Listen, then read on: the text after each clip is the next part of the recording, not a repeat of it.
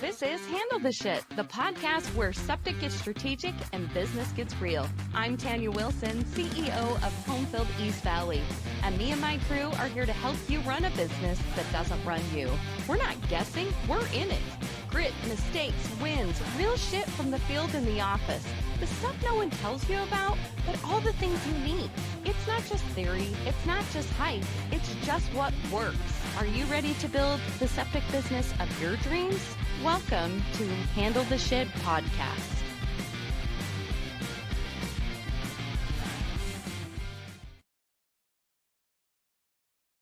Welcome back to Handle the Shit. I'm Tanya Wilson, and today I am here again with Trachelle Simon. She is our resident executor here at HomeField East Valley. That's my favorite little terminology for you because she is kind of a killer with things. Like you just give her a problem and she takes it. So I have to explain that to people because I don't want you to get a bad idea. If you can come up with a nicer, better way of all the stuff that you do, I'm open to hear that. But until then, she's the executor. I like it. Someone I've needed desperately for years. So thank you so much. Today, we want to have a conversation about building systems and processes, what that looks like, the good, the bad, the ugly. Sometimes people don't want to do this. They're like, I'm not a process person, or I don't know how to do it, or it's going to take too much time.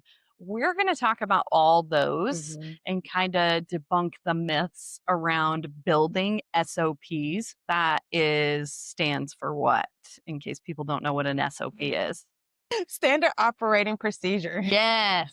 So we're going to use that acronym a lot today. Yep. So whenever we use acronyms, if you're new to the septic industry or you're considering getting into it or just new to business itself, like many people will be that will listen to this podcast, we want to make sure that you understand what it is that we're talking about. So SOPs, standard operating procedures. Why do we need SOPs in the first place? Documentation. Yeah. If you have someone that's doing a current job, they leave, you need to be able to have someone to pick up those pieces. And you can't have someone pick up those pieces if you don't have a process. Absolutely. Or somebody new coming in as a new franchise owner, and they're like, I don't know what positions I'm supposed to hire for, and how the hell do I train people on this, and what is this software, and what is this, and literally down to, I know some businesses that are like, these are the people, there's a documentation. And I thought this was really great as like an example of who takes the trash out on Fridays. Like they kept coming into the business and it smelled like ass like every time they would come in on Monday. And they were like, why doesn't somebody take the trash out? And everybody would think, well, they'll take it out.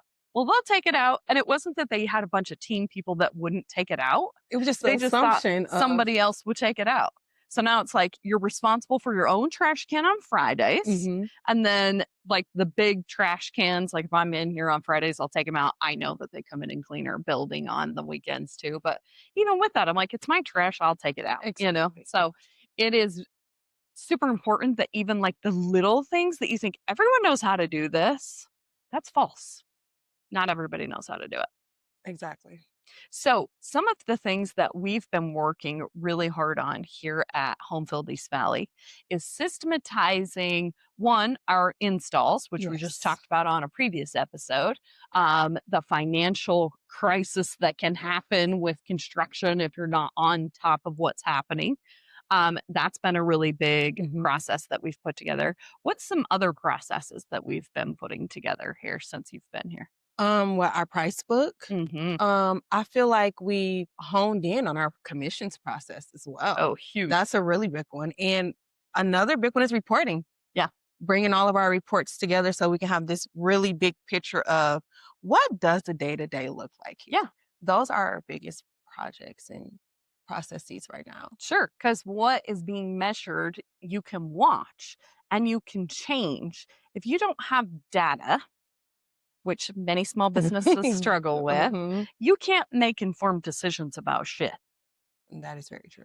That is very true. It's very, very important that you pay attention to the numbers coming in, whether that's revenue at the top which is great. And we all love to make top line revenue because it's the pretty sparkly number that Mhm. everybody sees.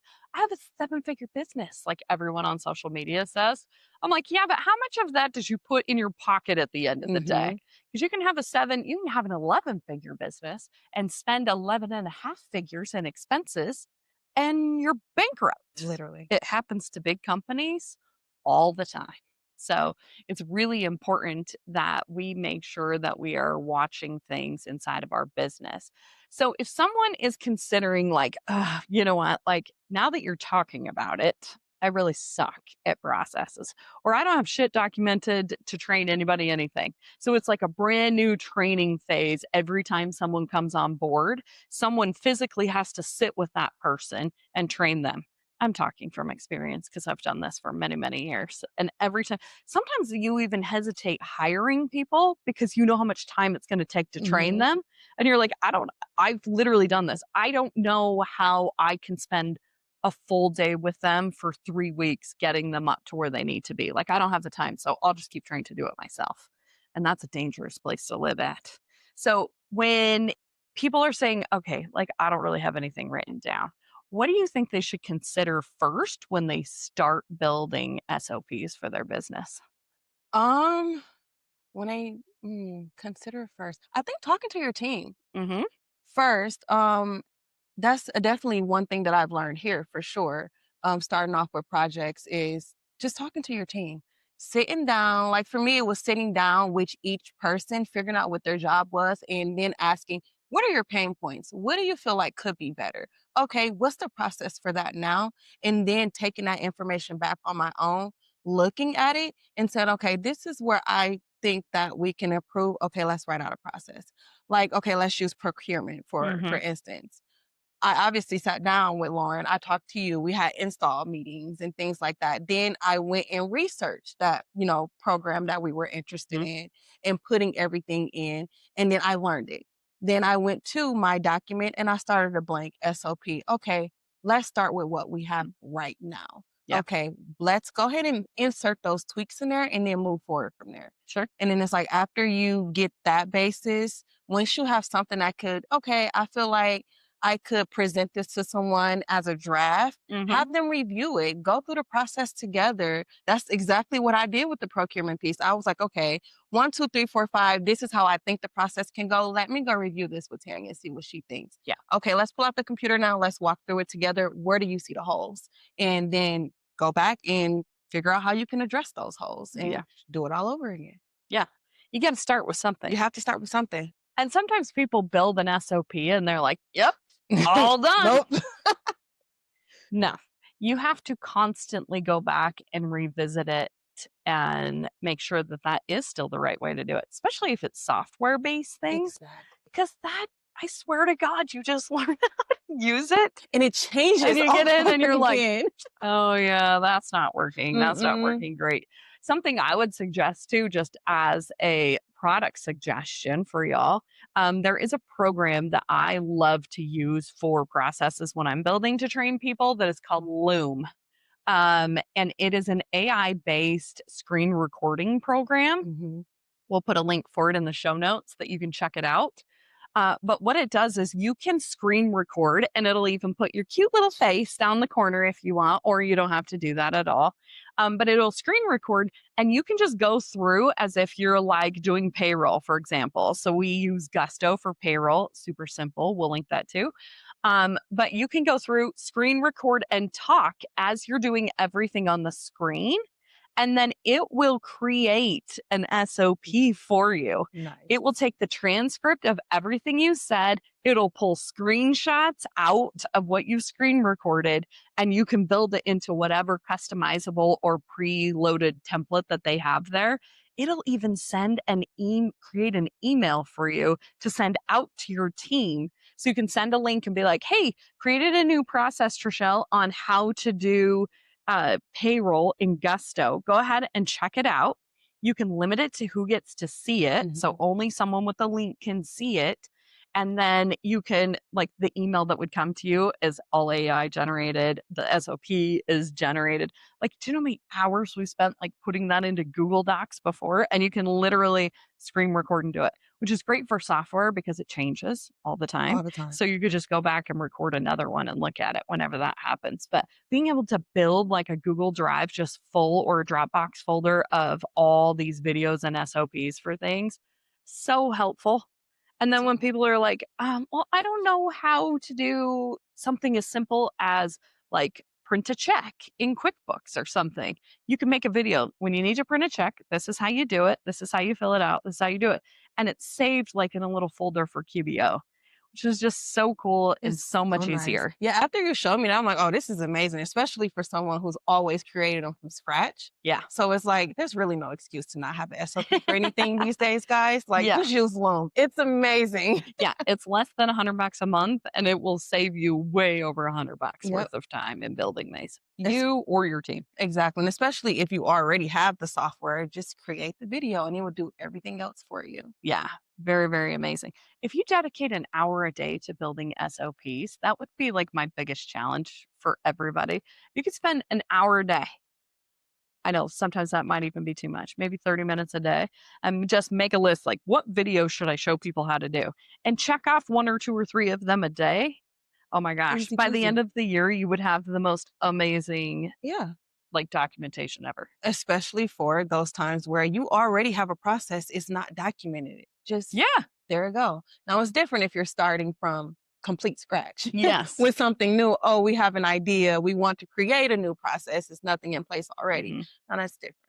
And sometimes people think too in this industry, like, okay, yeah, that's great for office people, but what about my field technicians? So I'd love to talk about that for a second. Yeah. We have actually built out, we use Slack at our business, which is internal communications with your team. Also killer. I'll Mhm. put a link to that. But it is so incredible to organize conversations that you're having with different people throughout your team. So we actually built a Slack channel where the guys, when they go to the dump, like they have videoed each other dumping their trucks. This is how you clean out the pump on the truck. This is how, if you've got too many wipes in your truck, this is how you get them out. Mhm. Like, just really interesting because different dumping sites have different ways of doing it. So, we have created those videos that you can then put into documentation. You can even upload those videos into Loom and it'll create your process just from that. So, it's been really, really great. And I would challenge people in the field, if that's where your processes really need to be at, is to teach them how to do that stuff. How do you put a riser on? How do you, uh, you know, do a DOT inspection? I mean, Great. it literally is all those little things that you normally have to have a person on site to help, but now you can really leverage technology to do that. Yes. And I think our techs do great at that. Oh, I for see sure. lots of videos of them just explaining, hey, this is what's going on. This is how we're going to do it. Pretty cool. Yeah. And we have a guy, Tanner, that rides around with the guys in the field. I'm like, you are the videographer, Mhm. man. If you're with somebody, you need to create a video today. And even giving somebody the responsibility of doing those things of like, hey, I need you to create, because you're the best at this. I need you to create a video on XYZ. And people take great pride in helping build the company. When you involve people and they understand like they're an integral part of building the business, like people are like, oh my gosh, you've built such a great business. I'm like, I didn't build shit. I hired really awesome people. Mhm. And they've been able to help me be able to build what this business looks like now. And it's not just my business, it's us, it's an hour. And when you start referring to your team like that, you get massive buy in being able to help these things. So when they have a new process, maybe they've put together internally and they want to roll it out, how do you suggest they do that with minimal pushback? It's the same way that you started with the new process. Talk to your team. Yeah. Sit down and say, hey guys, we need a new process because of this. This was not working. With this new process, we think that, it will get us here. And this is how we're going to do it. And just steps 1, 2, 3. This is how we're going to do it. And I seen, least resistance that way rather than coming in and saying, hey, this not working. We're going to do it this way. And it's because I said so. No, Yeah. involve your team. Get their feedback. Ask them what's working for them, what's not working. What do you like about this process? What do you not like about this Hmm. process? Then after it's rolled out, check in with your team again. You have to creating processes is just not a one-stop shop thing. It's No. after it's done, you still need to do those check-ins to make sure that everything is still working. Even if it's not like, oh, a big meeting, individually go talk to everyone Sure. because everyone may have, a different perspective. And a lot of people don't like to speak up in meetings. Yeah. So it's just, and especially talking to the ones that use it the most. Mhm. That's really important. You're not going to know what's going on unless you're talking to the person who's actively in this process, using this process on a day-to-day basis. Yeah, the feedback on a process that's been created is so important because internally you may be like, yes, this is the process, Hmm. or as the service manager, this is how I want you to do it. And then the guys are like, great, I see what you're doing here. However, you didn't consider this. Hmm. And so you have to go back, and there will be so many different iterations of ways that you do things. It's crazy. And as you bring new team members on too, like getting their feedback on things, Yeah. maybe they came from another business or another industry where they're like, hey, I know this is how you guys do this, but have you considered? And really being open to that, I think, is what makes your processes even Yes. better. Being open. Yes. So, I so, would agree with so that. important. So, do you have any like experience so far? I know you haven't been here a long time, but experience so far of a process we've put together and it has turned out to be like, oh, wow, we didn't know that we needed this. Um, Yeah, commissions. I'm gonna go back to Yeah. commissions.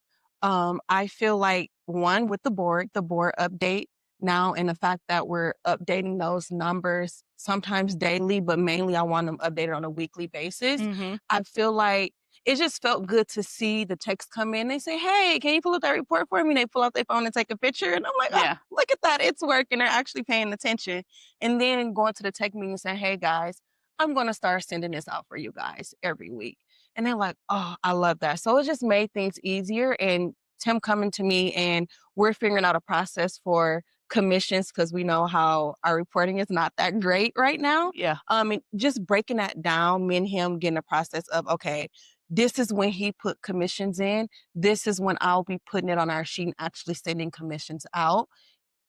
It just flows, and I see it with the guys, and they like seeing the bigger picture of those numbers, seeing how everything breaks down on a daily and weekly basis, even monthly. Sure. Like, it just feel good to see them come into the office and they're actually asking for those numbers. They're actually checking the board.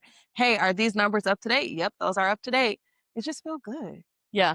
It helps them be able to know where they're at Yep, performance wise. And that is really, really, really yep. important. And even helping them, because like after we, rolled out the way that the reporting is Mhm. now, even hearing them make a game plan behind the scenes of, okay, this is my goal. This is actually where I want to be, or hearing them saying my bare minimum is this amount, but I want to be here. How much do I have left to go? Or going back there looking at it, okay, this day I know I need to sell this much to hit this number.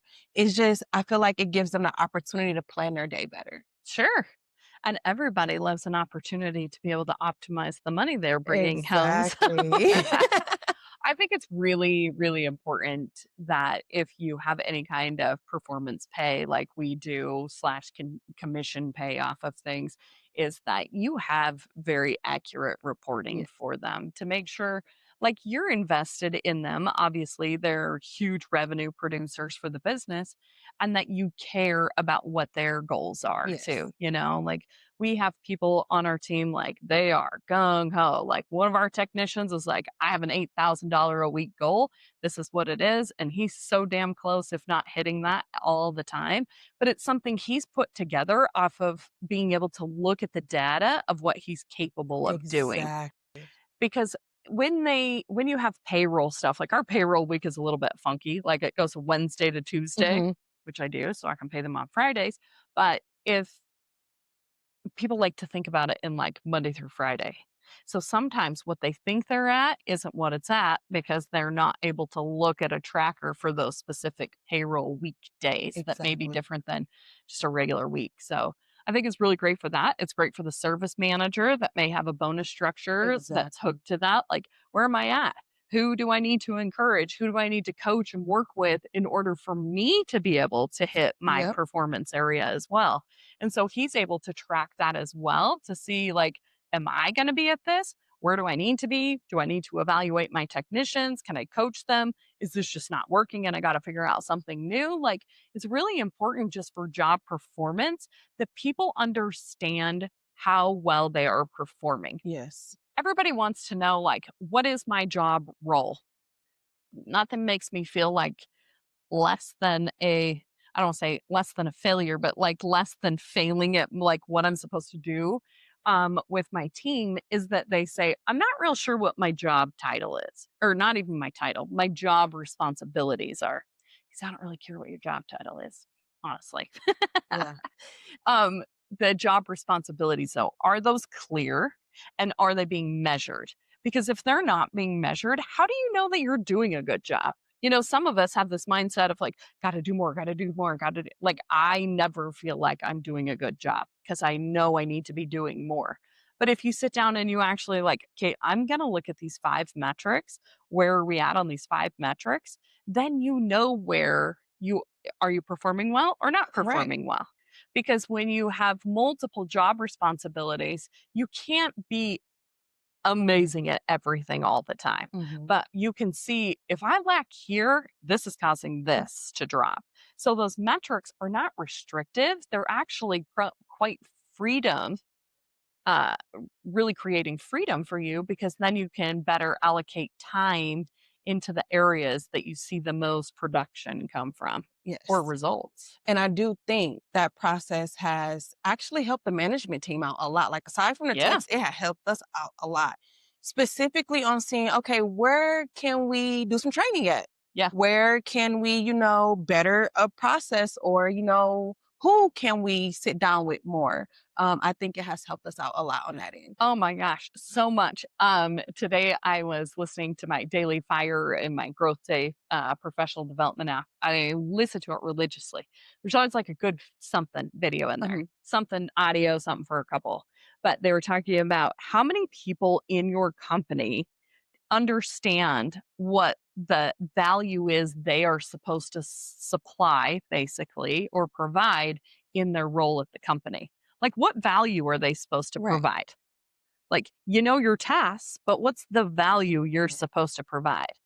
And I was like, "Oh, that's such a good meeting topic." Like, what is the value that you supply as a service technician? What's the value you supply as the executor? What's the value I provide to the company as the CEO?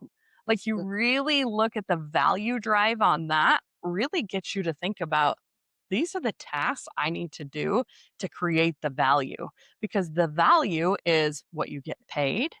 The value is your opportunity to get paid more. The Mhm. value is your perception among the team of completing and getting things done and helping the wheel really churn. It was a very interesting perspective on that because many times it's like checklist, checklist, checklist. And it's like, but as a greater like picture, what is the value I Yeah. brought today? Did I I help like that. somebody's day be easier? Or did I just lay a bunch of shit on someone's desk and leave? You know what I Yeah, mean? I Like, like that. it's a really good mindset way of thinking, like, was I a valuable player today other than did I just get my job Job done? done. I like that question. We Yeah. should bring that up to Tim so he can, his meetings with the guys Oh, at yeah. the end of the day I'm have it. getting That'd be Tim the a last question. subscription to Growth Day You so he should. can use these videos because it's a really, really great place to even get an idea of like, oh, geez, that's what I'm going to talk to them about in the huddle this morning. It can be things that are professional development or even personal things. Yeah. Because if our mindset gets in the way, none of the tasks we want to create are ever going to work. Yeah. And I think it'll also help to see where their mindset is at. Yeah. Do they feel valuable? Do they feel like they provided value? Like, Yeah. I think that's great. And people perceive value in very different ways. So it's Hmm. very, very important to do that. I know we were having conversations about one of the technicians that was like, oh, I just do this because I do this, and that's not his responsibility. It's really not. But in his mind, after listening to that today, I'm like, I'm so playing this video for the meeting next week. Oh, it's going to But be great. in his mind, that's the value he's bringing to the team because he knows he has an insanely good sales skill. Exactly. But that is not his job or a checkbox for him to do. So, yes, he's going above and beyond, but is that going above and beyond allowing other people to underperform? Ha. So lots of Ha. things to think about. That's where having SOPs in place of like, this is the operating procedure when you are out on a sales call. Are you fulfilling this every time you're out there? Hmm. And if the answer was no to an opportunity for them to purchase something to make their system more efficient or work better, what was the resistance? Did you try to overcome it? If not, why? Like you can really break it down that granular with things in SOPs to where like they're like, oh, I get it now. Hmm. And that's what a SOP is all about. Uh huh. Your team should be able to say, "Oh, I get it now," at the end of the SOP. Yeah. Yes, yes, yes. Oh, so good. So if somebody's like, okay, I'm doing this today, I'm going to do one of these. They've talked to their team, they've got a bunch of different pain points that they have. How do you pick which one? Oh, pick one. Pick one. Yeah. How do you pick which one? I think after evaluating, the one that makes the most impact. Yep. The I one that agree. makes the most impact. Yes. And don't get tied up in the fact that it's just the financial impact, is what I would recommend too. I agree with that because yeah, we have to think about the finances For too, sure. but you have to think about your team, the people who are bringing the finances in. Yeah. So, Honestly, I feel like things that impact the morale of the team or the communication of the mhm. team It's most important. automatically impacts the financial things Yeah. that you're working towards. So, really keep that in mind. A lot of times people just want to attack the money situation first. And yeah, if you got a shitty money situation, like maybe you need two at the same time, or hire yourself a Trachelle so that you can have Right. two people working on things together. But definitely like make a list of that. And don't be afraid if you are the CEO, the ops manager, the general manager, of your business, don't be afraid to sit down with a big friggin' whiteboard and your entire team and say, what's some shit we need to work on here? What do you guys struggle with? What are they? And allow them to just shout it out. If you've got a team that doesn't like to talk, one, I would challenge you to create a nicer environment where they Mhm. feel like they can talk. But if you do have that currently, then ask it and allow them to respond anonymously.